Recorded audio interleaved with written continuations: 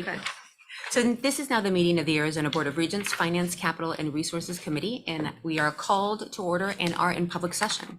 We will be taking a 40-minute, or because of Regent Duvall, we'll be taking a 37-minute break for lunch. To assess the general And we will election. reconvene, yes, at 1 o'clock in executive session in the executive conference room for legal advice, discussion, and direction to designate representatives regarding the item on the executive session agenda. Once executive session is over, we will convene for public session back here in the Lincoln Conference Room. Do I have a motion to convene in executive session, please? Okay. Second? Second. All in favor? Aye. Any opposed? Thank you. Spare us, please. Okay, thank you very much. We have a very full agenda today, and I would like to keep us on time. So in our agenda today includes a university debt process presentation. And what I would ask my fellow committee members to be thinking about is this is one of the tools that we can use from a financial strategy standpoint. And so to sort of keep that in mind as we, and I'd like us all to sort of level set on how the process works here and how it's used. Tuition policy revisions, the fall financial status report, an IT project, a third-party ground lease, a new academic and office space project, and 4 capital items on the consent agenda. Please remember that only members of the committee can provide a second to a motion and can vote on a motion. I know everybody around here is clamoring to be able to vote on these motions, but it's only committee members. And if we have to, we will ask for ID. Are you going to watch the ballot box? Exactly. And also, please remember to speak clearly and into the microphone so we can keep appropriate minutes. For the first order of business, the committee is asked to approve the consent agenda. I would like to note that item 11, which is the ASU West Campus new academic building project, will be taken off the consent agenda and will be discussed as a part of today's regular session after item number 6. Does anybody have a conflict to declare for items number 8 through 10 on the consent agenda? There are no conflicts declared. I move the committee approve items 8 through 10 as listed on the consent agenda. Do I have a second? Second. All in favor? Aye. Any opposed? Motion passes. Our next order of business is approval of the minutes from our prior meeting. Are there any questions or comments related to the minutes? Hearing none, I move that we approve the public and executive session minutes for September 15th, 2022 of the Finance, Capital, and Resource Committee meeting. Do I have a second? Second. All in favor? Aye. Any opposed? Motion passes.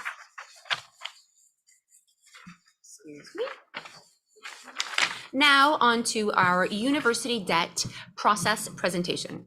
For item number 2, the committee will receive an overview of the process on how universities issue debt from Kurt Friend, who is the managing director of RBC Capital Markets. Kurt, the floor is yours. Great. Madam Chair, thank you very much, and members of the committee, good afternoon. First I'd ask, can you hear me okay? Yes. Okay, super. I apologize I'm not there in person with you today. Ironically, I went for my annual flu shot earlier this week at my wife's insistence, and instead of protecting me from the flu, it seems like it's giving me the flu. So I apologize I got to join you by Zoom today. I didn't want to be a super spreader. For those of you who don't know me, my name is Kurt Freund. I'm a managing director with RBC Capital Markets located here in Phoenix, and I've had the pleasure with my team to work for the board staff and the universities on your debt programs for many years now. So I have good understanding of debt programs and where they come from that I'll share with you. And then secondly, in my formative years, I worked at the state Senate and was a chief fiscal staff person there and wrote a lot of the laws that affect government in Arizona, including the universities. So I have a good legal background, even though I'm not a lawyer. So hopefully that'll be beneficial as we go forward.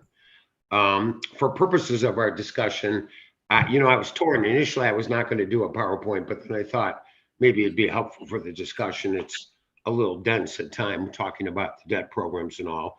So I put together what I hope is a reasonably short slide deck. I'll try to walk you through it briefly and concisely, leaving ample time for questions and discussions at the end.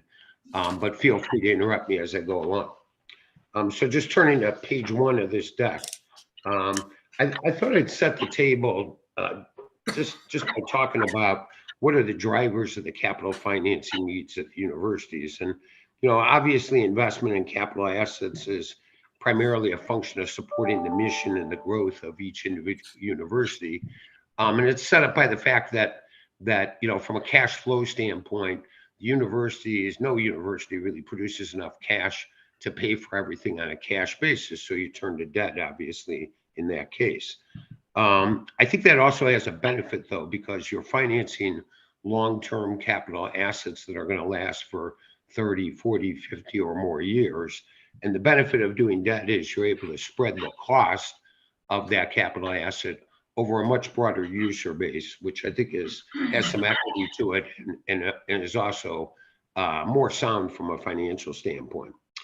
I listed here what I think of as the primary drivers of capital financing needs at the universities, which really fall into 3 categories, the way I think about it. One is demand-driven needs. So whether it's academic facilities or student support facilities or ancillary support like utility systems or office buildings, athletic facilities, all of those are driven by the growth in students, growth in demand. So that's one big factor that drives capital financing needs. The second is research facilities in support of world-class research institutions. And so that has been a big area of finance over the last 20 plus years now. And it is an important element separate from kind of demand driven. And then lastly, the board and the universities have a large capital asset base that needs to be maintained. And so that aspect of it's very critical. In fact, in some cases, it becomes most critical because it's the easiest one to ignore in some cases. So when we look at the debt that the universities issue, I think those are the drivers of it. I put at the bottom of the page, something which I think the committee members all know this, certainly the board staff and the universities know it, but I think it bears repeating that, ultimately capital investment decisions are all about return on investment. And so, you make the investment, it generates enhanced output, whether that's students or graduates or research dollars, other investment. And that ultimately helps yield more high-paying jobs in Arizona, which in turn generates enhanced economic activity and tax dollars coming in, which hopefully then get reinvested. And so I kind of put that on the front end because I think it's important that we keep that in mind. And like I said, I think the board and the universities are obviously aware of that. Turning to page 2, let me talk for a minute about the parameters for debt issuance by the board and the universities. The first thing is to note, I think, is that all ability of the board and the universities to incur debt is set forth in the Arizona revised statutes. So if it's not in the statutes, you can't do it. So logically, if you want additional borrowing vehicles or approaches, or you want to amend or change the parameters for issuing debt, like the length of time or the purpose that it can be issued for, you have to go seek legislative amendment. And for those who are newer to the board and the university system, the board and the universities have had a long history of successfully enhancing borrowing capabilities by going and getting the law amended. And we'll talk more about that. I've worked with the board and the universities for 25 years or more at this point. When I first started, the only way that debt could be issued by the universities was to go get a bill passed to authorize issuing the debt. So it'd be a bill that say ASU can issue $50 million for building X, and University of Arizona $50 million for building Y, and NAU $25 million for building Z. And then you go out and issue that debt. And that wasn't really an optimal structure, certainly from the university standpoint and the board standpoint. And you'll see that we've greatly expanded kind of the options and the flexibility, which I think has really been helpful. In the middle of the page, I would note that direct university debt is issued actually by the board on behalf of each of the individual universities. And each university has its own debt structure. They're separate units from that standpoint, but the board has the legal authority to issue the debt, so that you know. And all debt issuances by the universities then are subject to a board approval process. I assume even the newer board members are familiar with this because you've gone through that capital approval process. But the board staff could walk you through that in detail if you like. In most cases, the debt is also subject to review or approval by the legislature's Joint Committee on Capital Review. That's a joint committee, as the name suggests, made up of members of the House and Senate from Appropriations Committee and Ways and Means and Finance Committees. And so they review and approve all the debt. Lastly on this page, just talk about debt capacity for each university. There are statutory limits associated with debt, particularly what we'll talk about in a minute, system revenue bonds and certificates of participation. But really the limiting factor in debt capacity for the universities is all about cash flow. It's all about dollars available to pay debt. And we'll talk more about that. The second thing I'd note is the cost of capital is driven by a number of factors that you'd probably easily suspect. One is the credit quality of the institution, as well as the credit quality of the debt instrument being issued, because the credit quality is different depending upon what it is. The second is really the financing structure and the duration of the borrowing. How long are you borrowing for, and how is that debt structured? And then lastly is just bond market conditions. Obviously, what's going on in the bond markets affects your borrowing rate. Right now, rates are up, as people don't really know. Excuse me for 1 second. With that as background, then let me turn to the next slide, and we can talk about existing debt financing options that the board and universities have available. This first slide talks about direct debt, so debt issued directly by the board on behalf of the university. And there's really two primary vehicles. The first is system revenue bonds. And system revenue bonds is the primary borrowing vehicle that the universities and the board use. It's secured by, that debt's secured by and payable from a lien on what are called system revenues in the statute, which is basically tuition and auxiliary revenue. Doesn't include state appropriations because that violates the state constitution. So that's excluded from it. System revenue bonds, because it's a broad credit pledge and it's a lien against revenues, creates the strongest credit, and strongest credit means the best credit rating. Best credit means it's your lowest borrowing cost. And so system revenue bonds are used extensively.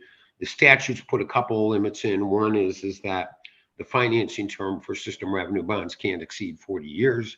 The universities generally borrow 20 to 30 years on system revenue bonds. And the statutes specify the capital projects that system revenue bonds can be issued for. To give you a sense for it, ASU has approximately $1.8 billion of system revenue bonds outstanding. University of Arizona is just slightly over $1 billion, and NAU is about $300 million. The second direct type of debt is certificates of participation, and this is a concept that, frankly, RBC developed years and years ago because we had difficulty of getting bills passed by the legislature, and it's a similar structure to a bond issue.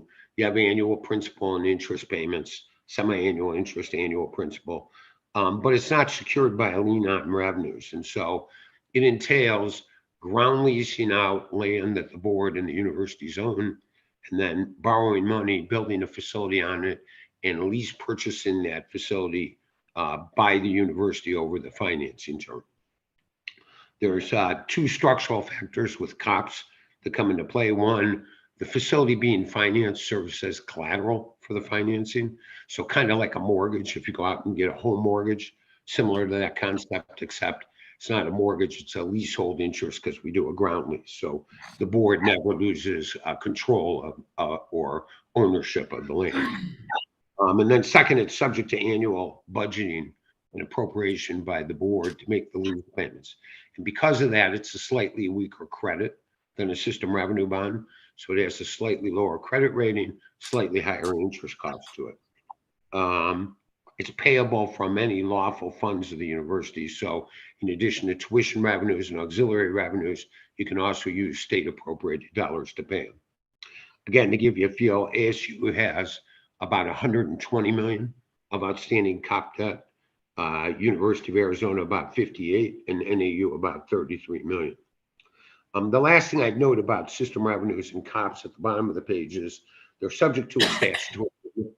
So you'll recall I said that originally we could only borrow this way by getting an act passed by the legislature. We came up with an approach where we got away from that by instead allowing the board and the universities to issue system revenue bonds, provided that the annual debt service for bonds and certificates of participation don't exceed 8% of total expenditures in any year. And so you'll see in the reports to the board from the universities that the universities will show you what that ratio is. As the note says, each university is reasonably within that limitation. We'll show you the specific numbers in a minute, but we're all good from that standpoint. And Kurt, a question really quickly. Why 8%? It's a great question. Initially when I put it together, I had pitched 12%, just to give you a feel. Because my feeling was that the universities and the board were quite capable of making financial decisions, and we didn't really need that legislative oversight in that way. I don't mean that badly. It's just talking about running large organizations. And so we started at 12%. It got negotiated down over the discussions to 8%. In retrospect, I think the 8% is fine. The other thing that I would say is a lot of the other programs that have been created legislatively, we've carved them out of being subject to that limitation.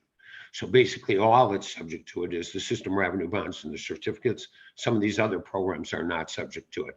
So the limitation at 8% has worked fine. If a bunch of other programs, yes, so even though it's working fine, is it at the right level? I believe that it is at a reasonable level as long as additional debt issuance, that is indirect debt, isn't included in the limit. Okay, thank you. Yeah. Then turning to the next page, the second broad category of debt I'd speak to is state-supported debt. And, there's several types of state-supported debt, but a key thing to understand from a credit standpoint and from a capacity standpoint is that the debt is issued by the board on behalf of each university, just like the direct debt. So it counts as part of the university's credit profile, and that comes into play. Pursuant to the question just asked, the debt in these categories is not included in that 8% limit. So good from that standpoint. But the fact that it's part of the university's credit affects the universities because that has an impact on what your credit ratings are. The state-supported debt can either be partial or full payment of debt service by the state, as you'll see in looking at these. So the first type of state-supported debt, and all of these programs were initiated by the universities in conjunction with board staff, in conjunction with RBC, to come up with ideas that we thought were good ideas that provided state funding in support of the capital needs of the university. So the first one is speed revenue bonds. They were added in 2008, I think it was. And speed revenue bonds are bonds that are payable from lottery revenues received by the university. So in 2007, 2008, we were in a recession. A program was developed to suggest that the state could expand its lottery by expanding its advertising dollars, expanding where lottery tickets are distributed, increasing prize monies, etc. And so it was a way to enhance the state lottery. It did that, and as part of that, we included a provision that some state lottery monies would get paid to the universities in support of debt issuances that were done. The legislation authorized up to $800 million of debt. The vast majority of that's been issued. ASU has, I don't know, I think about $100 million of remaining speed capacity that I think they'll put to use maybe next year. And the way that this program works is that to the extent there are sufficient lottery revenues, the lottery revenues pay 80% of the debt service. Any amount not paid by the lottery is paid by the universities.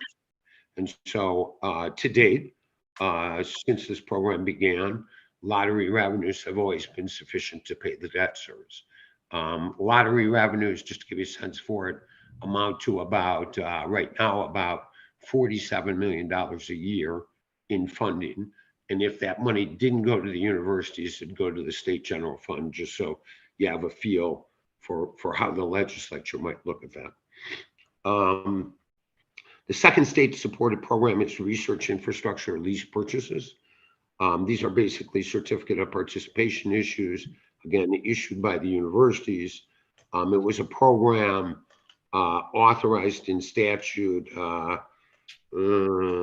say late 1990s, off the top of my head. It provides an annual appropriation of a fixed dollar amount in support of lease purchase financings that were done. The state pays 100% of the debt service. The money that's appropriated has been fully leveraged by the universities. And in fact, when the legislation was passed, it required that the lease purchases be entered into in the first couple of years after the legislation was passed. All told, it's about $32 million of annual money paid to the universities in support of these lease purchase financings. And then most recently, a couple, 3 years ago now, the Capital Infrastructure Fund was created, was another funding mechanism set up at the state. In this case, it provided 27 million roughly in total for the 3 universities. And the splits on those are specific between ASU, University of Arizona, and NAU. But it provides state funding in support of either pay-as-you-go capital, so just paying cash, or the money can be used to pay 50% of the debt service on debt obligations that were using this funding mechanism. Again, the universities have pretty much fully leveraged those dollars, both doing some pay-as-you-go projects as well as doing some long-term financing. So in total, just so you have a feel for it, it's about 107 million of state support for capital financing. 47 million is lottery funds. The remaining 60 million is general fund of the state. Okay. Then turning to the next page, just talk about other debt-related vehicles available to the board and the universities. This first one, P3s, public-private partnerships. I assume most members of the committee have heard of these. This is a way for the university to work with a private partner who comes in and develops a piece of infrastructure and comes in and designs, builds it, operates it, maintains it, and in fact also finance it. P3s have been popular in the last, 10 years or so. The universities have done a fair amount of them. They work for income producing facilities. So think housing units is one of the most prevalent ones. Dining facilities, parking facilities, utilities could be another. Universities run large utility systems, and they can be either fully or partially privatized. So again, think of a housing development. That's the easiest one. If I was going to build a housing development and I was only going to have 50% occupancy until it ramped up, the university might support that to cover off the 50% that's not occupied until it got to full occupancy. So that would be an example of a partial privatization. These typically involve one or two approaches. One approach is, if I'm going to do a new housing unit, I'll ground lease land to a private developer. They'll build it, operate it, maintain it, lease it out to students. They'll do that in conjunction with the university, like it'll get marketed as student housing. And the university will offer, like tutoring or things like that in the building. So it's done somewhat hand in glove, To the extent the financing can be done without issuing debt into the public markets, then it ends up being off balance sheet and off credit to the universities. And again, that's a useful thing because the demands on the universities for capital put pressure on their credit ratings. And so to the extent you can put some debt off credit, off balance sheet, that's helpful. The other way you can do these is you can sell concession rights. So you can say, XYZ company, I will sell you the right to operate my parking facilities for 60 years. And you go out and operate them and maintain them and collect the fees, et cetera, et cetera. And in exchange, the private company will pay the university an upfront dollar amount, basically the discounted cash flow for the duration of having the concession right. And those have been popular. We can talk more about that relative to what we see in other states. The board and the universities have also used public partnerships effectively. This is somewhat unique. I don't see it a lot in other places around the country. ASU's used this probably most extensively. Think downtown campus. You know, the city of Phoenix issued general obligation bonds for the capital cost of a good portion of the campus. And then the university provided the programmatic operating offerings. And so this is a really effective way to the extent you can successfully leverage your brand. It's a very good way to identify and compel capital partners and local governments to step up and support capital infrastructure. And then lastly, at the bottom of the page, just two other allowable borrowing vehicles that are in statute. One is commercial paper programs, the other is line of credits. Commercial paper program really is designed to provide bridge financing, short-term bridge financing. It has to be repaid within 270 days or rolled over. To date, the universities have not established commercial paper programs just because of the ongoing costs associated with them, and frankly, the cost of bank liquidity in support of commercial paper programs has been fairly high. And on lines of credit, everybody knows what a line of credit is, but it's authorized in statute. It's not been used, perfectly fine that it's not been used, but it's good to have it in case the need arises. A lot of states don't have those programs, just FYI. Okay. Should I talk about credit ratings for just a couple minutes and then we can wrap up. Just on credit ratings, for those who are not familiar with it, I just put here, there are 4 credit rating agencies in the municipal markets, Moody's, Standard & Poor's, Fitch, and Kroll.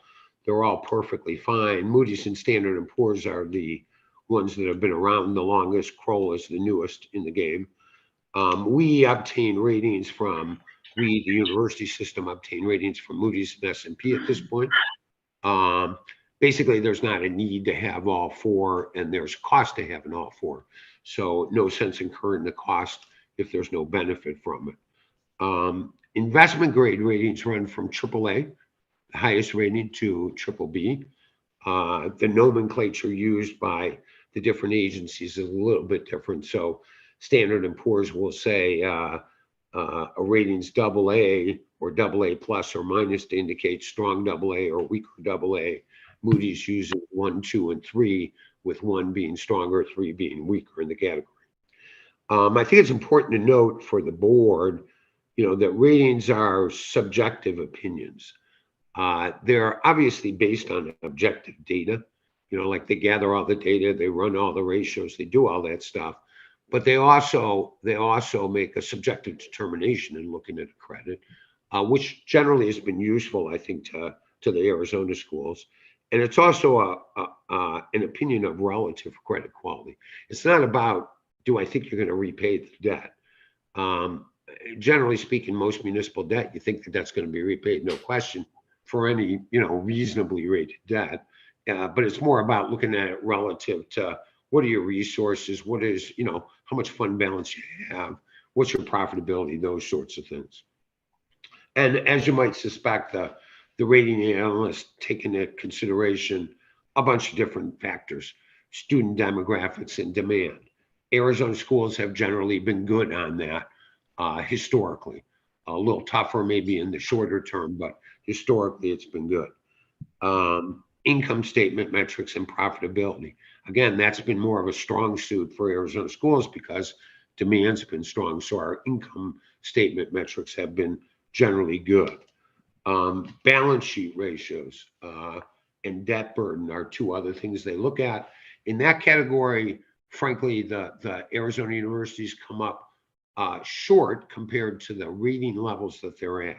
And what I mean by that is balance sheet ratios are about looking at fund balances and endowments and then comparing that to debt burden. And so for our schools, because they're younger Western public universities, they've had higher demand, which means higher infrastructure needs and not gigantic endowments. You know, the endowments are growing. Now, good progress has been made on that front. But when you look at the balance sheet ratios for Arizona schools, you find that the amount of debt relative to the amount of fund balance and endowment, the debt is high compared to that, compared to like-rated schools. So we basically box above our weight level in terms of the ratings, which is why I say the subjective element is useful. The rating agencies also look at management team capabilities, as you might expect. And then more recently, and I'd say not without some controversy, the rating agencies have started to score ESG factors, environmental, social, and governance factors. There's been a lot of noise, not just within the municipal market, but more broadly in the financial press about this. I tend to think this will become more of a factor in years ahead. We're at the front end of it, but a lot of that's about climate change and what are you doing? You know, what is your climate change profile and what are you doing about it? And what does it mean from either a capital need or otherwise a demand equation, et cetera. And obviously climate change issues in Arizona are mostly about heat and water availability. So we're seeing more of that. The last thing I'd note on the ratings, I do think that they provide a decent independent third-party perspective of the university's credit, financial position. If I was a board member, committee member, I think they're useful to read occasionally. You know, they come out with a report every year and a half or so. We just recently went through discussions, Ms. Rolney could tell you, with Standard & Poor's and Moody's at the University of Arizona. I thought those were great.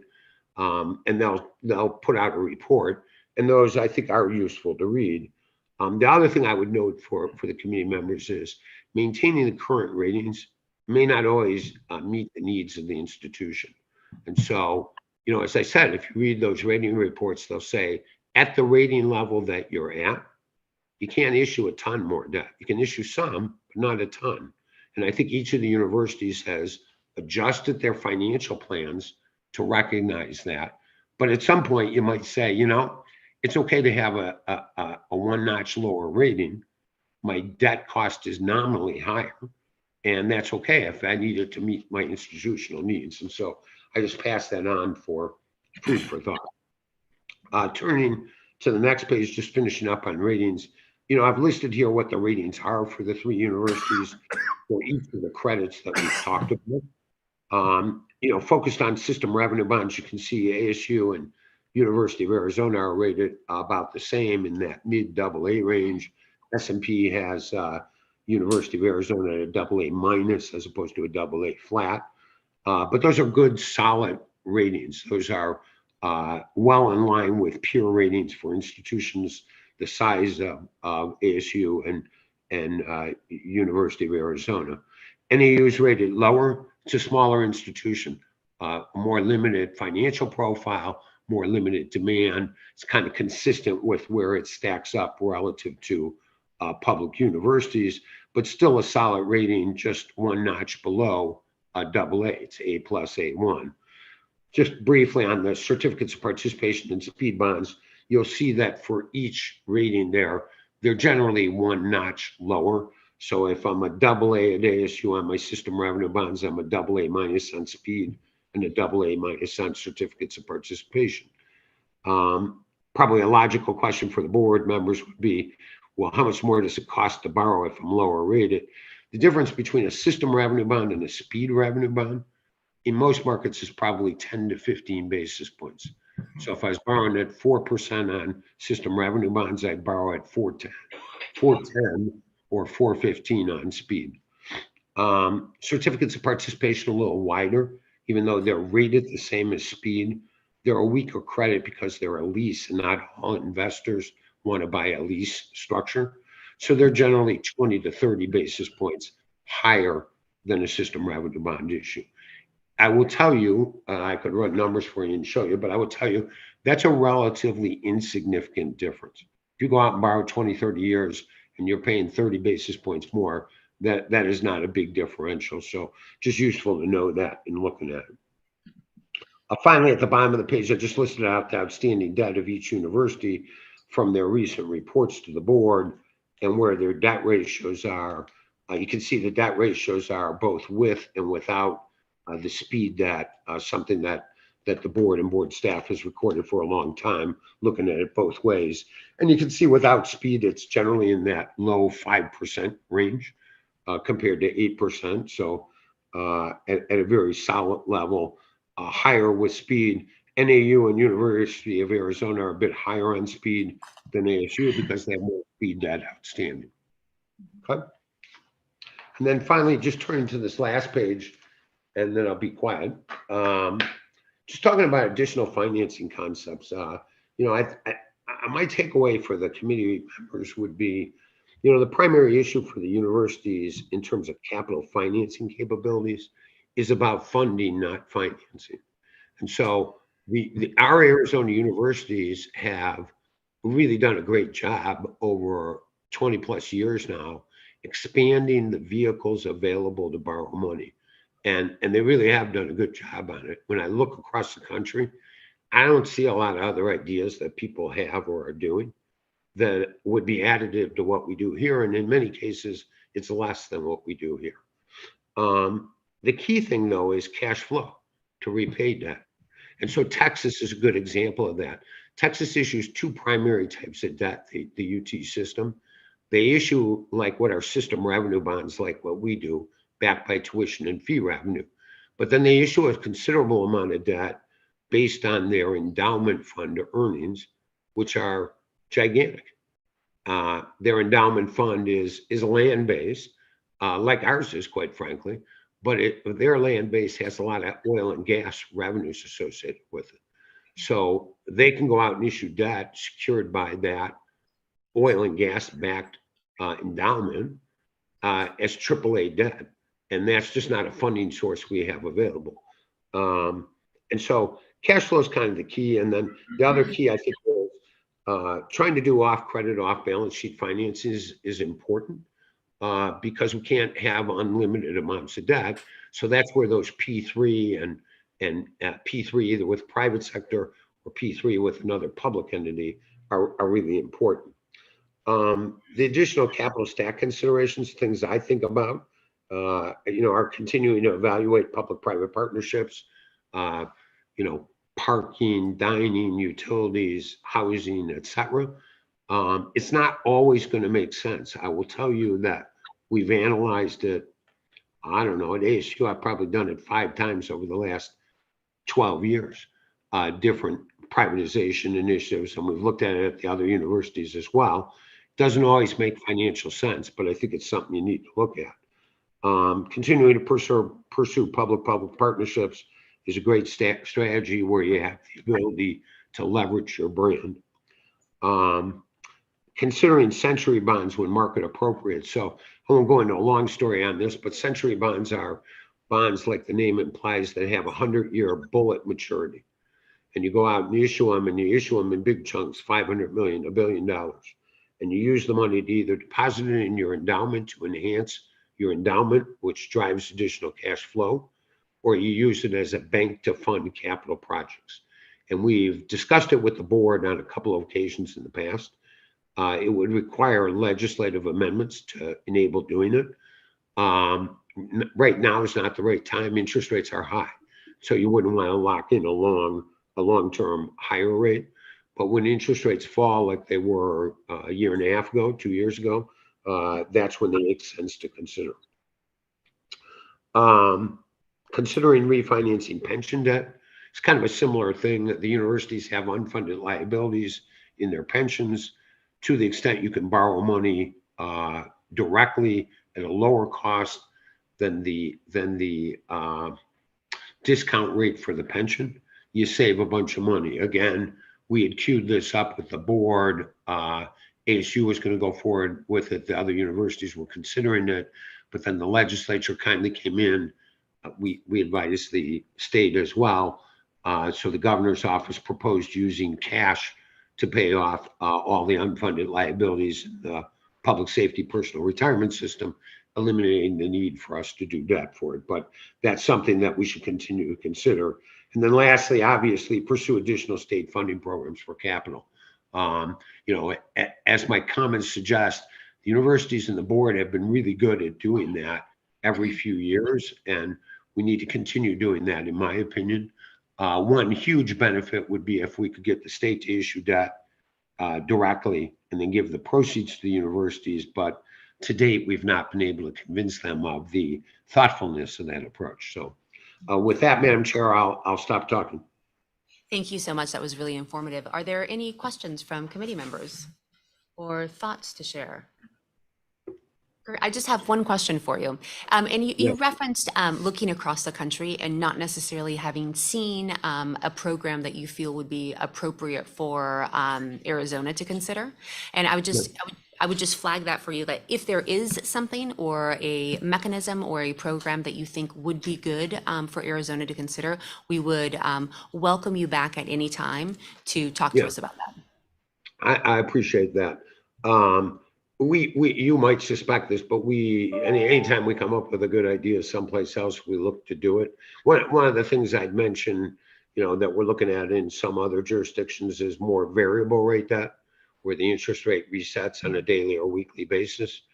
Something that we should be thinking more about in Arizona, quite frankly. We present those ideas, we dialogue with the university and the board staff on them in terms of going forward. And then we just try to keep an eye out for what other people are doing. Like, as an example, right now, Dr. Olson would be aware there's probably at Purdue, Mitch Daniels is pushing privatization a lot. So anything that could be privatized, the president of that university is looking at right now. Again, it's something we do as a regular course of events. So nothing to add from that standpoint, but we do look at what's going on. Terrific. Thank you so much for joining us, particularly when you're not well. We really appreciate Sorry, it. I couldn't be there in person. I apologize. Nice visiting with you all. Thank you. Bye now. So for item 3, the board office asks the committee to again review for consideration on first reading the proposed revisions to board policies in Chapter 4 related to tuition setting process. John Arnold from ABOR will present this item to us today. Thank you, Madam Chair. I appreciate the opportunity to bring this item back to the board. There are a couple of changes that we wanted to review. The majority of changes between this version and the last version are technical, a lot of capitalization that, unbeknownst to me, there are different capitalization rules in legal documents than there are in normal documents. And so the original drafts didn't quite capture all of the capitalization that we needed to capture. But there are two major changes in here that I wanted to point out. Number one, we put in a contingency factor in terms of linking tuition setting to legislative appropriations. Functionally, the way this would work is the university president would announce a tuition change in December of the calendar year, heading into session. So announce in December for the following academic year.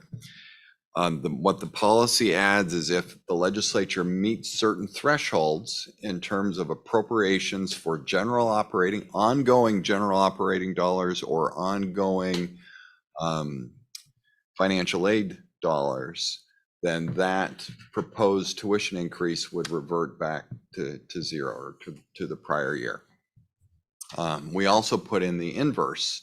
So if the legislature makes a reduction to ongoing university operating funding or ongoing university financial aid funding, the president would be allowed, after notifying the board, to increase tuition to make up the difference in those lost dollars. So that is one new element that we put in. I worked with the chief financial officers on how to set that threshold. And what's proposed in here is 2.5% of gross tuition and fee revenue.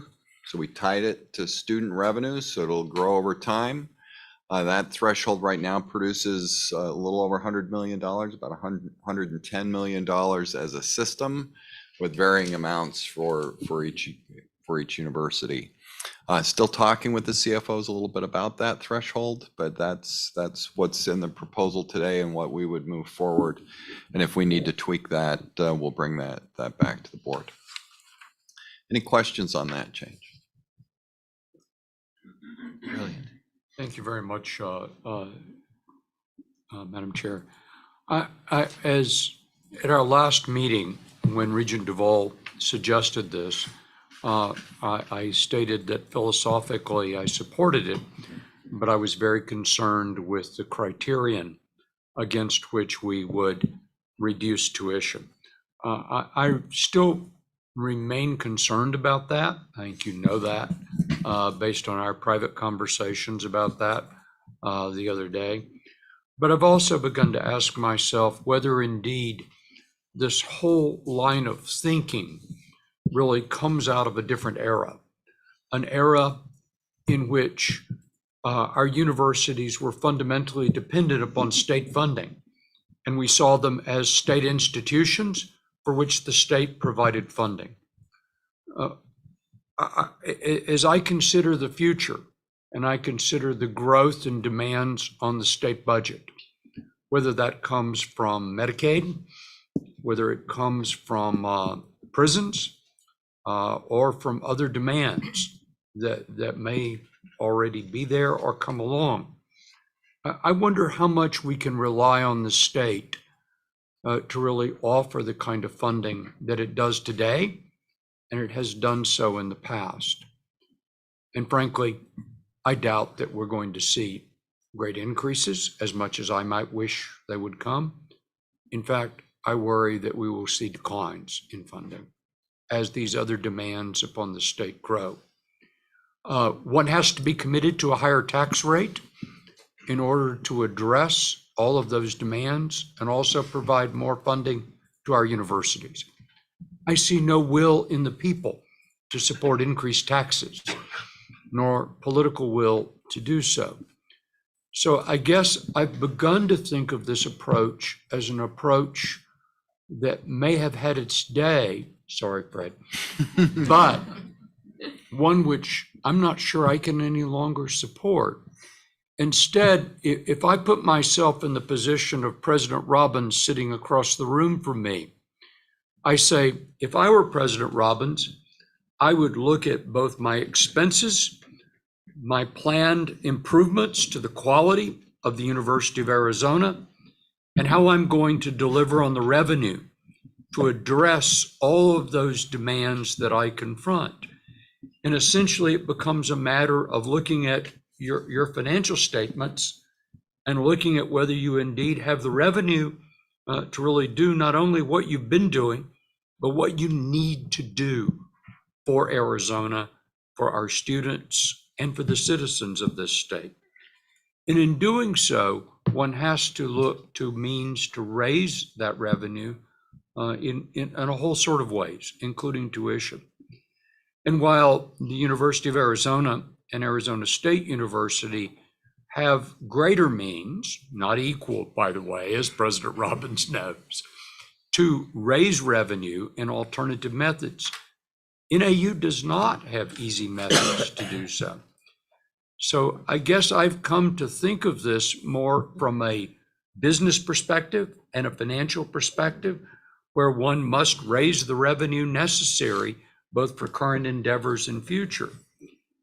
And I think I've come to the point, John, where I'm not very sanguine with a concept of placing these limitations on ourselves when they're unnecessary to do so. And my forecast for the future of revenue from the state seems so dismal. I want to see if I understand your concern.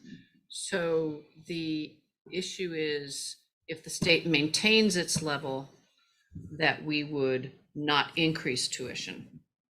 That puts a burden on the institutions in terms of growth beyond what we're currently doing.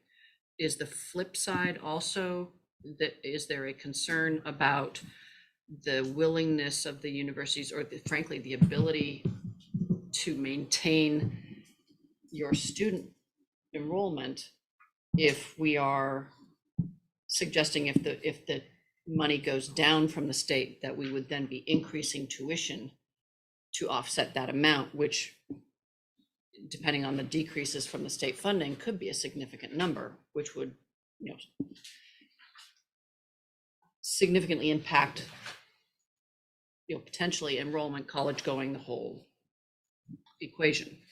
Simply, I don't see a forecast of increased revenue from the state. If I were to forecast, I see declines. That's the first point. I see a need for a president and a university to increasingly deliver on higher quality, and we're making those demands on our 3 universities at this board. To do so, those universities have to come up with revenue. Tuition for especially NAU becomes the primary source of its doing so. And in many ways, that's also true for the University of Arizona, as I look at President Robbins across the table from me. Therefore, I would not impose artificial constraints on us, but I would look at this issue of really, yes, trying to make education as affordable as possible, which this board has tried to do, and our 3 presidents, including the President Robbins, has tried to do, and continues to try to do. But at the same time, I would not place these artificial constraints upon us. So I guess I've come to the point, even though I announced earlier that philosophically I supported this, I now find myself opposed to this kind of criterion being inserted in the policy. Madam Chair, if I can just speak to the constraint for a second, just to clarify what it looks like. And I did not do all of the math, so some of this is off the top of my head, but the reduction in tuition is automatic in the policy. If the legislature hits this threshold, and again, we set it at 2.5% of gross revenue and fees. But that automatic reduction only applies to resident tuition. It does not apply to non-resident tuition. So, but we're comparing it against total student revenues. Currently, in-state gross student revenues range between, I'm guessing, around 40%. About 40%, I'm looking at Gail. So just doing the math, that's about 6.5%. So we're effectively saying that if the legislature provides an increase of in-state student revenues of 6.5% over the prior year, we would not increase tuition on resident students. So that's the effective limit that we've built in here for in-state student revenues, is about 6.5%. Which I don't know that we would ever reach that threshold. Well, we have in the past, but I think it's pretty rare to reach that threshold in any given year. I think Regent Penley's comments are well taken in terms of long-term forecasting with state revenues. I've given a number. And you know more about that than I. I've given a number of speeches about the pressures on state revenues, and especially coming out of the healthcare side of things, and the responsibility of the state to fund healthcare, and the pressure that's put on states, and how it's consuming the budgets. And quite frankly, higher education is one of the soft spots in a state revenue, or in a state expenditure schema, because higher education has alternative revenue sources that prisons do not. Having said that, I think what this policy does is offer the legislature an opportunity. It's a notice to the legislature. We believe we need to increase tuition on students. This is what it would cost for you to forego that increase. Then they have a policy decision to make. It puts it in very clear terms for them. So that's, I think, where the policy was trying to go. And that's, You know, coming through that discussion of tuition this past review period, I was totally impressed by the universities coming in with what were very reasonable numbers for each of the campuses, to tell you the truth, because normally people want a lot more money than they deserve, and then you have to argue it down. That's what normally should happen or does happen. But they have a lot of interest in this, and I think they take it very carefully. So I'm all for laying the responsibility on them and having as few rules as is possible. And then they have to come to us and explain, like they did recently. And we made absolutely no changes in all three of those proposals. To me, they were rock solid. I was totally impressed. Why don't we let these people alone and let them do their thing and sink or swim accordingly? So I'm with Larry.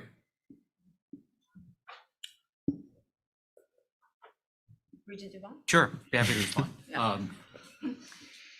So, a friend of mine says state governments do three things. They educate, medicate, incarcerate, pick two. And that's what's happened over the last 20 years in Arizona, and we didn't make the cut. And because I've been in and around this board for a couple of years, I voted on tuition increases one year 40%, and later that year an additional 18%. In a moment when we want to create stable, successful institutions. And the only way you can create stable, successful institutions is to have stable balance sheet. And we haven't had that because we have a dysfunctional relationship with the state. And so when you have a dysfunctional relationship, being married to a therapist, you know, do you work on the relationship, or do you head towards the divorce? And what I'm seeking to do, and that may be the reality. I'm doubling down on the relationship, recognizing, taking nothing away, because I agree with the diagnosis and the premise of it, that, you know, looking around the country, there are many, many, many states, Texas, California, others, where there is a multi-year bipartisan, bi-institutional understanding. What does it cost to make these institutions successful? What is the state's contribution, and what is the tuition plan? And a president can build a 2 or 3 or 4 or 5 year strategic plan based upon that guarantee. That's a competitive advantage we don't have. So we say to ourselves, we want to create stability, and so we also want to create stability for pricing for our students. And so we're going to apply this 2.5% tuition increase. Great idea.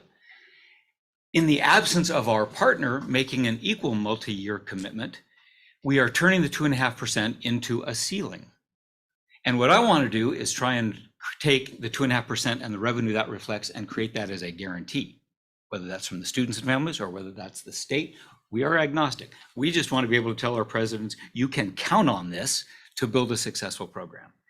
And so to do the 2.5% guarantee without tools at our quick disposal to both assign responsibility to our partner and to fix the inevitable shortfalls that will occur because of the dysfunctional relationship, I'd like to fix both halves and go to the state and say, you're either our partner or you're not, but quit playing us.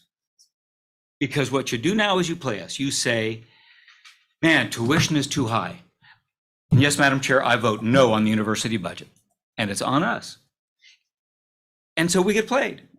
And who ultimately gets played? The students do, because we end up then coming back and raising their tuition at a level that is no longer sustainable. And so I'm looking for leverage. If the state wants a divorce, let them file the petition. is my view. Let them make the policy decision. We no longer are going to be your partner, and we will adapt to that. But then quit playing us and quit attacking us for the tuition increase, because you've made that decision with full understanding and knowledge that we came to you with an offer that says we are prepared to be partners, but we're not going to let our institutions fail because you're unwilling to dance. And that's why I will vote yes. Just throws it back to the constitutional requirement to fund the universities. And again, I think it is, in my opinion, more or less playing the cards right back to the budget holder, and that is the state legislature. So I like the play because it forces the question, forces the answer. So I would be in favor of this, given all the great outlines you gave, because I see them the same way. But I think you have to force the three back into play, not two of the three. And that's where my issue is. It's educate, incarcerate, and medicate. You got to do all three. You got to have a budget that can do all those things, regardless of the pressures coming from all the other areas. Those are the three, and constitutionally we stand to be funded. One final, and I'll try to make this short, Madam Chair, is that I fear us also with this approach annoying legislators. And here's how I foresee that. But it's based on what we've seen in our funding in the last few years. Our funding has had limited, but I will laud what has come, by the way, ongoing permanent funding of our universities in terms of the Delta. In many cases, the funding has been one-time funding or quite directed funding. And I could imagine myself as a well-intentioned legislator who has voted for funding, which I believe will meet the criterion, even though I understand that the criterion calls for permanent ongoing funding. But nonetheless, if I voted for one-time funding and voted for things that I know this state needs, then I could see myself a bit annoyed in having voted for those things and increased the funding rather substantially, yet finding that tuition goes up anyway. So while this is intended to be straightforward, I fear that the guts of it will be annoying. And I'm just imagining myself as that legislator who has voted for that increased funding. Regent Mata, do you have any thoughts that you'd like to No, share I with hear us? everybody, and yeah, but I'm in the yes too. Are there any additional comments from anybody? So there's a second portion to this amendment that I would like to review. We're only through the first one. That was for, the second one is how we're transitioning into the new program. I think, as you heard at the last board meeting, NAU in particular would like a 3-year option versus a 6-year option. They would also ask if they could exclude certain campuses from the multi-year tuition setting. And so we have built that into the document. We did it as an either or. So either you're on a 3-year or on a 6-year. So it's 6 years for tuition, housing, meals, or 3 years tuition, housing, meals. We didn't let them mix. Then if you would like to exclude your non-main campuses, and in NAU's case, I really think it's their statewide system, their programs that are housed on community college campuses. They would like to exclude those, then the board would have to still set that tuition 1 year at a time. So we'll be back a year from now. The other thing I wanted to mention was timeline. We believe we've made enough substantive changes to the policy that we're going to bring it back for a first reading. So that the November board meeting will be a first reading. We'll bring it again in February for its second reading when it would become effective, which would put us into a tuition setting cycle at the April board meeting. So we will announce tuition proposals in March. We'll have hearings in late March, and then the board will set tuition at the April board meeting.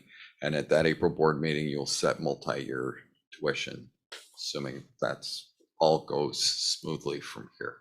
I also wanted to mention I'm meeting with student leadership groups tomorrow to get additional feedback from them. We did reinsert the requirement to consult with student leadership in the policy. Any other questions? Just one very brief question, and it's back to the original topic, and it's, I want to make sure that the way that it's structured, that we maintain as the universities and as ABOR flexibility in setting tuition, in that if we do see a decrease, that there's nothing that says that we must meet the entire gap in tuition. So we are leaving ourselves the ability to set tuition outside of those specific parameters. Let me address that, because it is an interesting question. Statute says board has to set tuition. So when we're saying, the argument we're putting in this policy is that the percentage increase caps is effectively tuition that the board is setting. So if the legislature comes in and reduces tuition, or reduces appropriations, we're building in the policy that the president can come back without a board vote and increase tuition to make up those lost dollars. They would have to notify the board, but we are not requiring that the president come back to the board to increase that tuition amount. They don't have to, it's a may, but in effect, the way the policy works is the board is setting these percentages. That is tuition that we're setting. We're also saying those percentages are contingent on maintaining legislative appropriation, and if it reduces, there's an automatic increase in that maximum tuition ceiling that goes into effect if they drop the appropriation. So the board is still setting the tuition. We're just building that mathematical calculation in that we can point to and say, that is the tuition amount. It's calculable based on legislative action. So the president can increase that tuition accordingly after board notification, but without a board action. But I guess the question I asked was, can they set tuition then somewhere in between? Yes, Okay. it is, so It the becomes board- a new the cap. It president- becomes the 2.5% plus Correct. whatever the deficit was. Correct. Becomes the new cap. Yes, and under the percentage, under this, the president can set tuition anywhere underneath that maximum. It's just a maximum. Okay, thank you.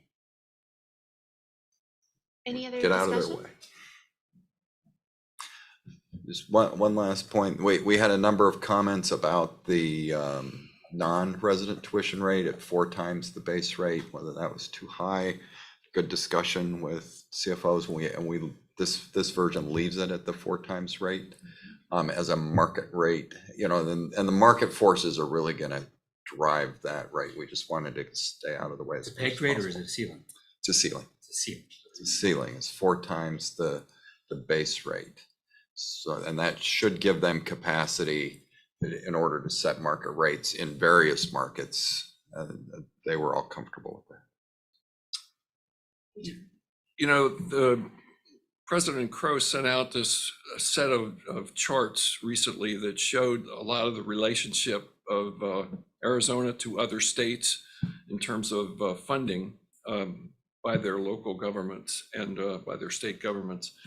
And the graphs were all just absolutely almost straight lines down. So there's the hope that behavior will change is minimal, as I think Larry pointed out. I wonder if we really want to confront that, separate from trying to regulate it. We just don't have a powwow that basically said we're totally dissatisfied with this kind of funding, and we need to know where you're going long term, because we need to plan our future. And would set the stage for the divorce, if you will, but I don't mean that. But it would basically call the question, because we'll probably go a year from now, we'll probably have the same meeting. If we don't do something in terms of, come on, tell us what the game plan is for education around here over the long haul. Regent Herbold, I thought they knew. The election cycles and, where we've been, it seems like a general trend, but I don't think you could get a strategic vision out of Well, them. that But would be useful to know, it would be if they would because come up then with we something. really do head for a divorce. If I were running the ship on any of these universities, that's where I'd be going. Attitude is, hell with them. Well, I'm working to fund myself. that would be a compliment. Bobby's looking I'm around. looking out there, over there going, I want to be like Mike. Yeah, Yeah. that's Exactly. what he's doing. Look at the crap we have to accepted. put up with for a measly amount of money. It's not worth it. And then Director Arnold, we cover in this, but I'm trying to think, online, Yes. is that in there too, as either undergraduate or graduate? Yeah. So, I didn't pick up on that, so. so Madam Chair and Regent Brewster, and the exact numbers escape me, but we did two things for online. We tied it to, again, the base rate. So if you think of that base on-campus undergraduate resident tuition rate, we've tied all the other rates to that. So I think it's 1.5 times the base rate is the cap for online, but I'm escaping.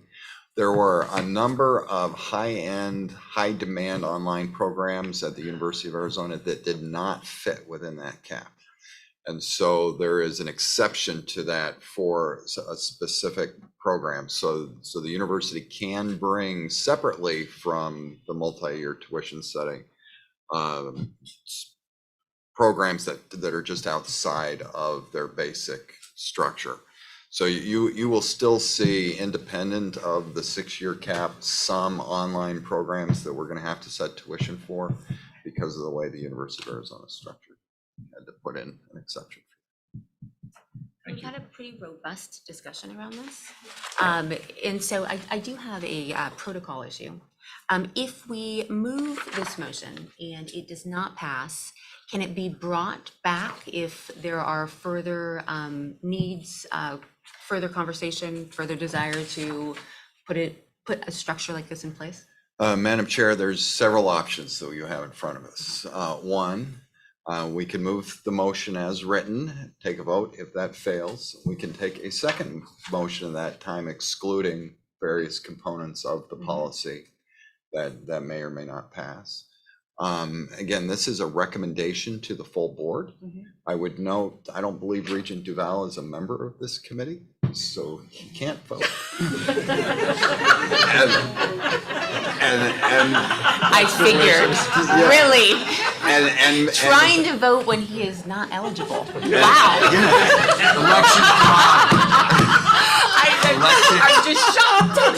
election fraud, There's way too much election humor going on. election fraud.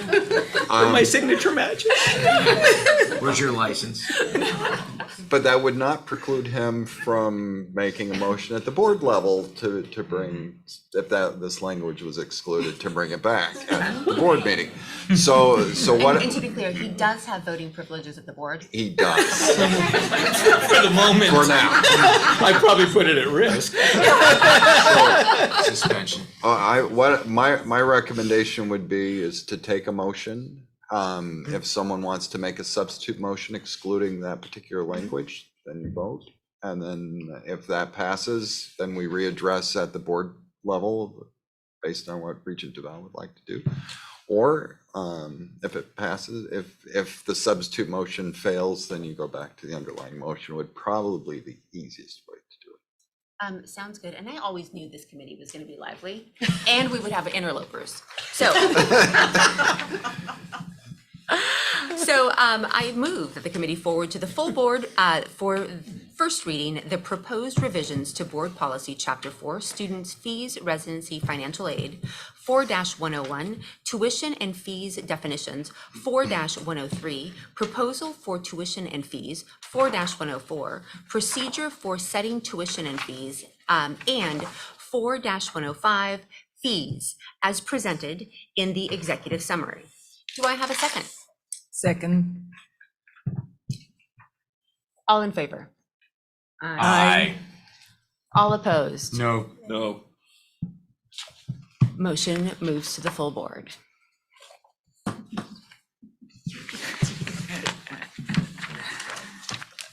For, I'm sure, a very lively discussion. I'm assuming you all are going to be whipping votes, right? Okay. Should I tell you what my favorite gift is? Go ahead. I am available for persuasion. I just want to get mail-in ballots so that we can stuff the mailbox and have a real controversy. From now on, all mail ballots. Where's the Dropbox? Okay. Item number 4 This movie is 8 years. is the fall update for university's fiscal year 2023 operating budget. We are very fortunate to have Gail Toubeau with us to provide an overview, and the university CFOs are here to answer any of the hard and sticky questions. Thank you, Regent Pacheco. You know, as you were talking about the competing interests of state general fund, I love my chart on the very first page that shows the university's proportional share of state funds. And back in the 70s, universities were supported by 20%, 19.4% of state general funds. Today, we're at 7%. So that, you know, gives you an idea of all the competing interests for state appropriations. All 3 universities have adjusted their revenues, which include final general fund appropriations, adjustments to other revenues, and to their tuition and fee revenues. And this is based on the university's 21st day fall census. On the revenue side, the universities received an additional $140 million in general fund appropriations from when the board approved the budgets in May. 87 million of this, well, total incremental is 217 over last year. 87 million of that is considered ongoing appropriations. The balance is one time.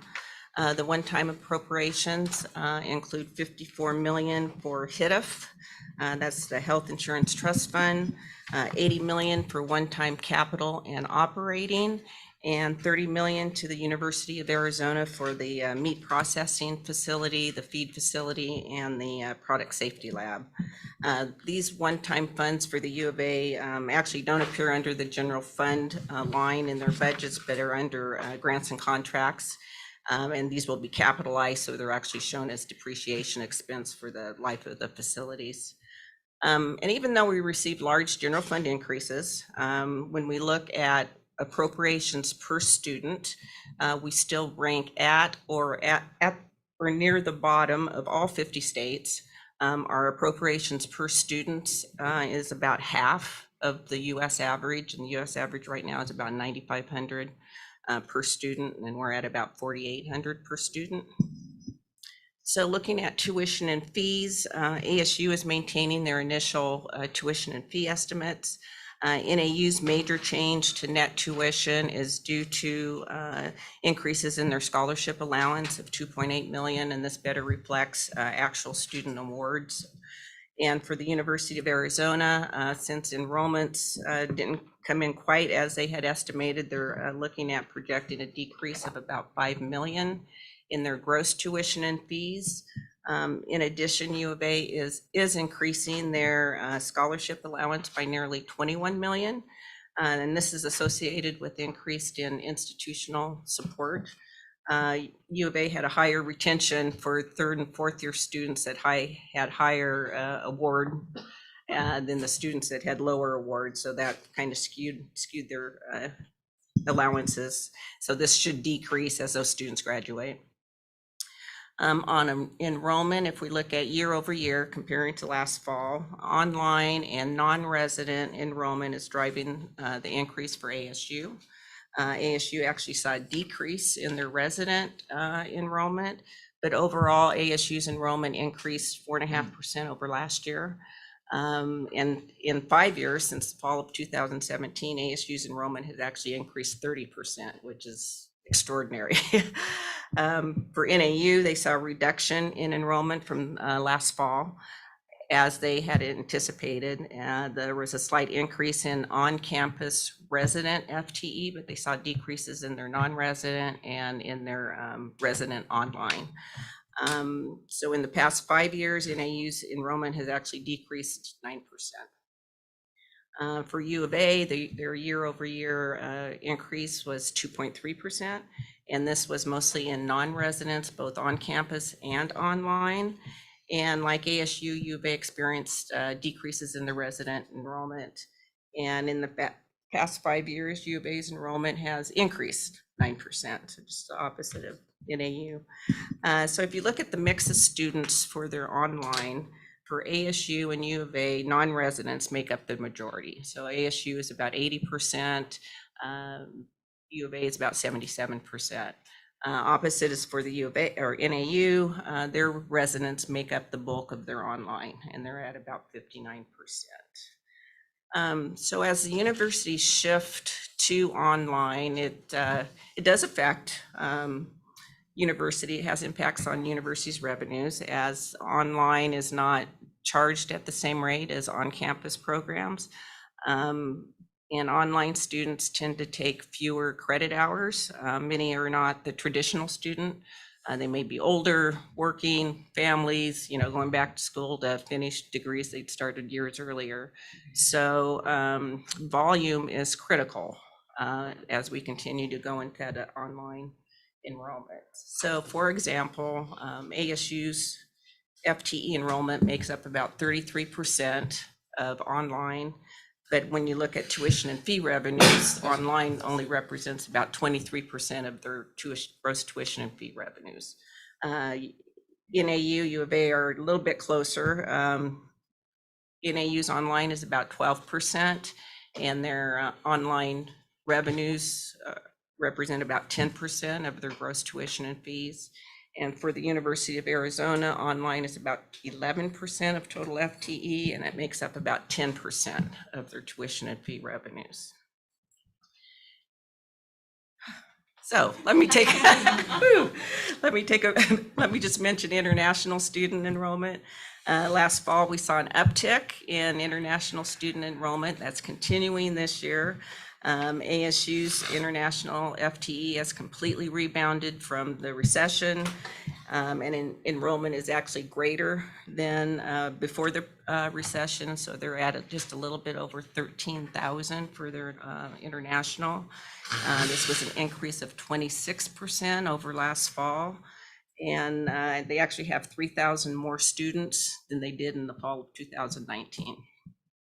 U of A's international enrollment increased about 12% this fall, and they're at about 3,500, but they're still down about 7% from the fall of 19. And NAU saw a huge increase, over 50% increase this fall.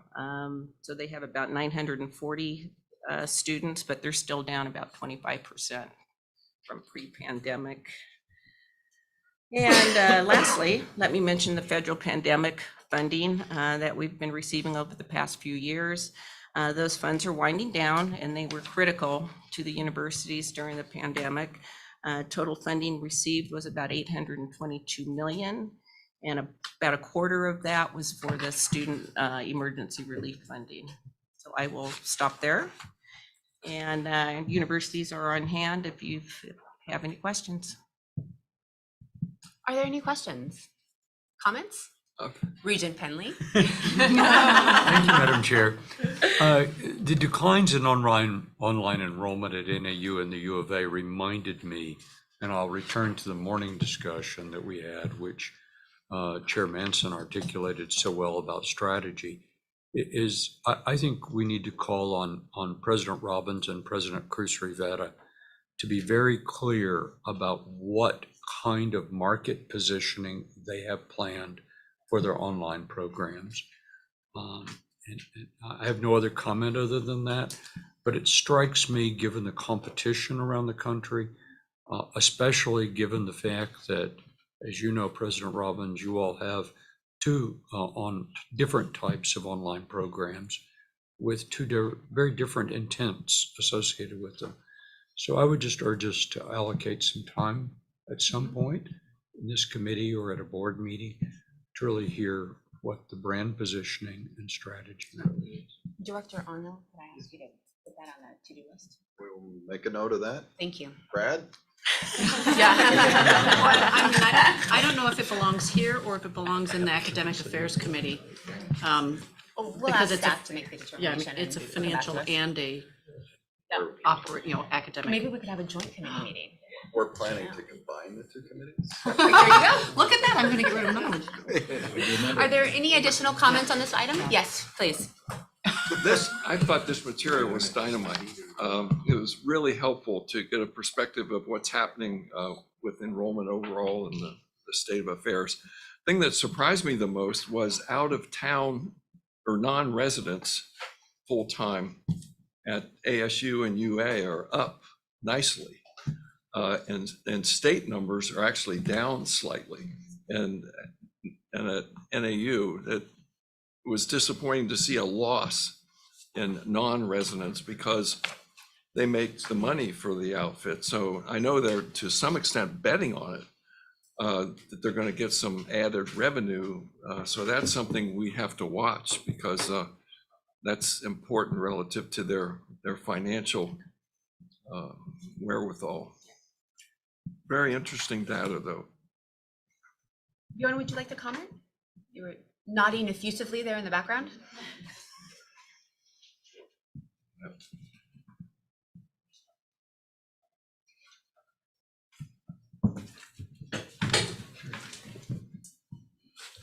Chair Pacheco, Regent Herbold, certainly that is something that we absolutely are looking. A couple points on that.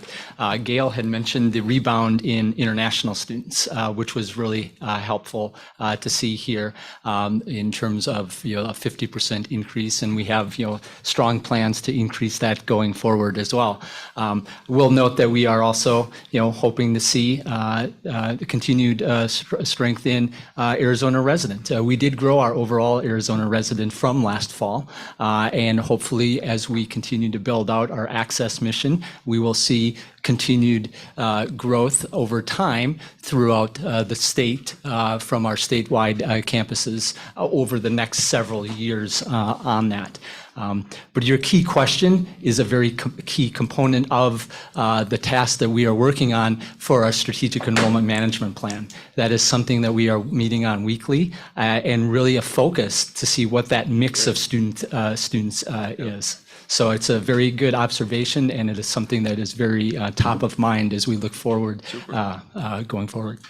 And I think the other thing that might be interested to mention is the difference in the out-of-state component as it relates to the other two schools. You all are full WUI, all degrees are offered under the WUI system. Neither of the other two schools offer all degrees under WUI. So the impact of an out-of-state student is slightly less at NAU than it is at the other two institutions. Gotcha. It's very true for the undergraduate side. So when it's not as much as the potential, but then it's not as much as it kind of limits the, in this particular question, the loss. Yeah. Regent Arthur? Vice President Robin, you have a quick. Yeah. Oh, please. I think Regent Herbold made my point for me, but I just want for the record to show that we were up and online at U of A. Overall? Yeah, thank you for that. Yeah. The second, the strategy, in my opinion, is going to be the international market. They're by 2030, there are going to be 1 billion students in Africa seeking online degrees or seeking degrees at a United States university. So I think the domestic market is very crowded and very aggressive.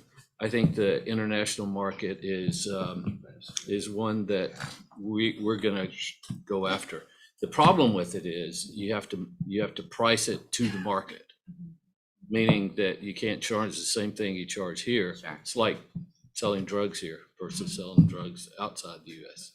They're less. They're Legal drugs, Yeah. legal, pharmaceutical. Pharmaceutical. Say no to drugs, yes to pharmaceuticals. Yes. But I would say that it was purposeful how we named University of Arizona Global Campus. There's always the intention to make a play internationally. It's going to be a huge market. Regent Duvall. Madam Chair, you cited that the total amount of federal funds was about $130 million. Yeah. A quarter of which was devoted to student support. Yes. Can you give us some broad themes as to the balance of the 600? How that was deployed? What it was used for? Yes. We may want to ask the CFOs to comment on Yeah. that.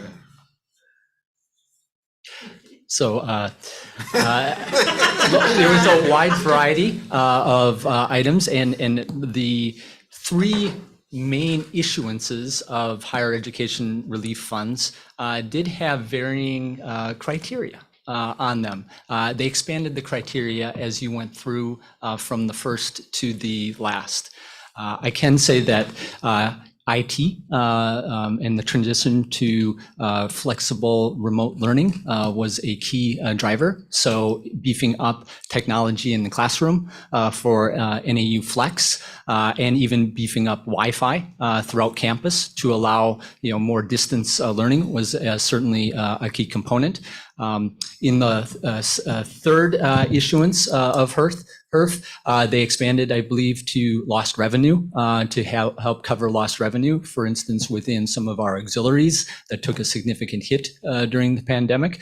And then just the overall transition to being able to provide continuity of services, such as increased costs for cleaning or having sanitation disinfectant. So those are three types of issuances that we had outside of the student aid. Okay, great. Any other comments? That was just for information, no action required. And we are moving on to item 5. Item 5 is a review of ASU's request to replace their human services IT system, including a waiver of the ABOR policy that requires the IT council review. Morgan Olson from ASU. Members of the committee. This item is requesting a committee recommendation to the full board to allow us to proceed with a project to replace our existing human resources ERP or enterprise resource planning system that's been in place for about 15 years. Under board policy, this is considered a capital project, and any capital project that exceeds 10 million, which this will do, requires board approval. So that's why you see it here. I won't repeat all the things that are in the materials here, but essentially the strategy behind this is that we need to modernize our technology in this area, which helps us manage the university's most valuable resource, which is our people. So this will allow us to do some things that we are challenged with our existing system, greatly increased analytics around our human capital, being able to manage a workforce that is now not just across the United States, but actually around the globe. And it will provide a lot more self-service for employees and for managers, and will also be much easier to use. 15 years is probably toward the end of the useful life for this type of technology anyway, so we're eager to do that. We have spent about a year working through what we feel we need to do.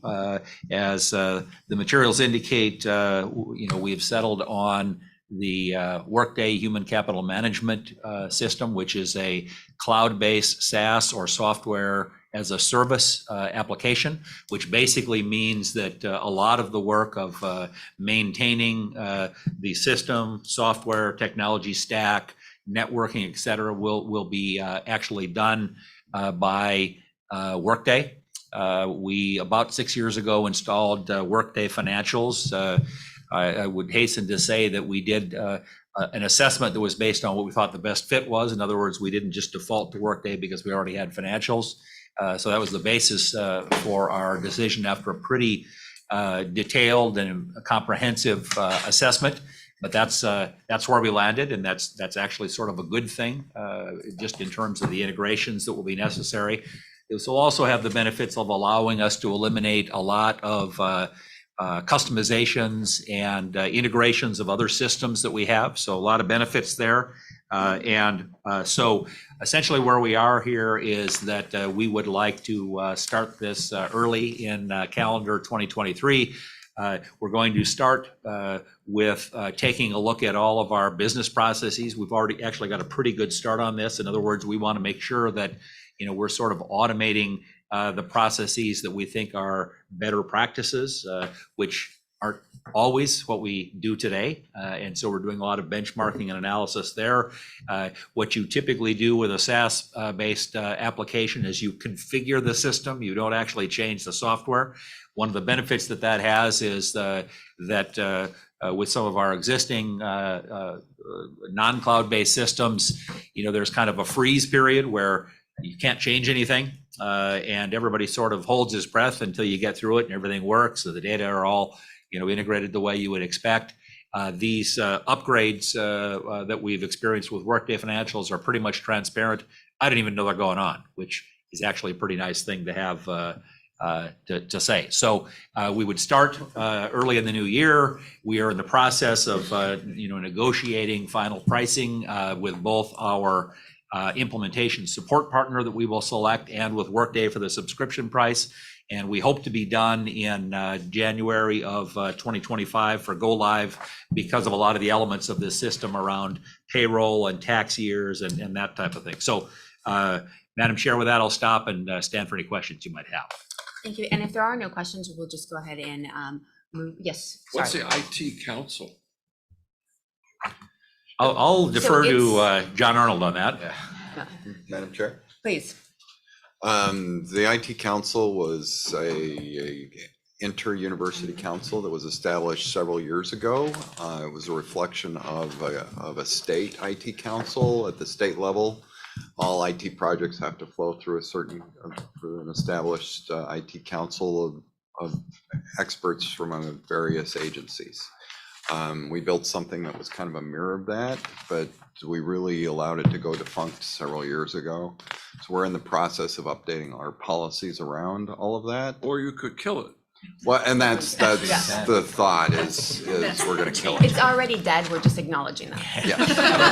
We're putting a tombstone on it. Yeah. The dinosaurs eventually became I like the extinct. direction. Yeah. So I move that the committee forward to the full board for approval the Arizona State University request to replace its human capital management system, including a waiver of the AWAR policy requiring IT council review, as presented in the executive summary. Is there a second? Second. All in favor? Aye. Any opposed? So Fred didn't moved. vote. He's not allowed to. We are skipping to the next item that actually requires a vote. Dr. Olson is actually number 7, the ASU New Academy and office space. We're skipping over the 2 that are going to be informational only to get this done because we are sort of running out of time and I want to make sure that we get everything moved. So, Dr. Olson. Thank you. Item, do you want to go ahead and jump in or would you like me to do the preamble? Please. Okay. I will do it with a little dramatic flair just for you. Item number 7 is a review of ASU's request to receive project approval for its new academic and office space at Tempe campus. The reason this item was not on today's consent agenda is because the total project cost has increased since the project was approved by the board at its September board meeting as a part of ASU's annual capital plan. Dr. Olson. Thank you, Madam Chair. Members of the committee, you recently saw this as part of our annual capital plan, and so I won't go over it in great detail, but just to remind the committee that this sits just south of University along Mill Avenue. We have under construction currently the Mill Avenue parking structure. This is immediately west of that, and in effect will cap the parking structure so that when someone looks at it, it will appear to be an occupied building. In fact, it will be an occupied building that sits outward of the parking structure that's under construction. About 80% of the space is going to be for office or classroom use. There will be some academic studios that are essentially classrooms for the arts as part of that. It's a 5-story, about 128,000 square foot building. As the chair indicated, we have, based on additional planning we've done since the annual capital plan was put together, decided to increase the budget to 88 million. That's up about $4 million. Part of that is because we determined after a life safety code analysis and building logistics that we really needed one more elevator. Elevators go for about $1 million a piece these days. The rest of that is some changes that we wanted to make sure that the building met the plan needs and to sort of replace a little bit of the contingency that we previously had planned. So up $4 million, and it will mostly house Herberger Institute for Design and the Arts programs. One of the benefits of this is that those are relocating from other areas of campuses and then providing for a growth potential for those programs, which is happening rapidly. And it will allow us to reconfigure our existing space on campus. In some cases, repurposing it. And we have some very old buildings, and in a couple of cases, frankly, just need to go away. They're 100-plus-year-old buildings, and we're at a point where they're no longer fit for today's teaching, learning, and research environments. They're very costly to maintain. And so it's an opportunity to sort of move things around to allow that to happen. So with that, Madam Chair, I will stand for questions. Are there any questions for Dr. Olson? Hearing none, I move that the committee forward to the full board for individual project and financing approval, the ASU's Tempe Campus Academic and Office Space Project as presented in the executive summary. Do I have a second? Second. All in favor? Aye. Opposed? I was just making sure that weren't any illicit votes. So moved. Now, we have two other ASU projects having to do with the West Campus. And what I'd like to propose to the board, because we've had quite a bit of discussion around this during the course of the day, and I feel like we need additional information from your team, Dr. Olson. And so to expedite the process, we would like to receive the information from you, maybe ask any questions, and then bring it back to the committee to move it through, if that would be okay. Happy to do that. Thank you, sir. And are there any other comments for the committee today? None? Regent nothing? Okay. If there are no other comments, this concludes the Finance, Capital, and Resource Committee meeting. Thank you very much for participating.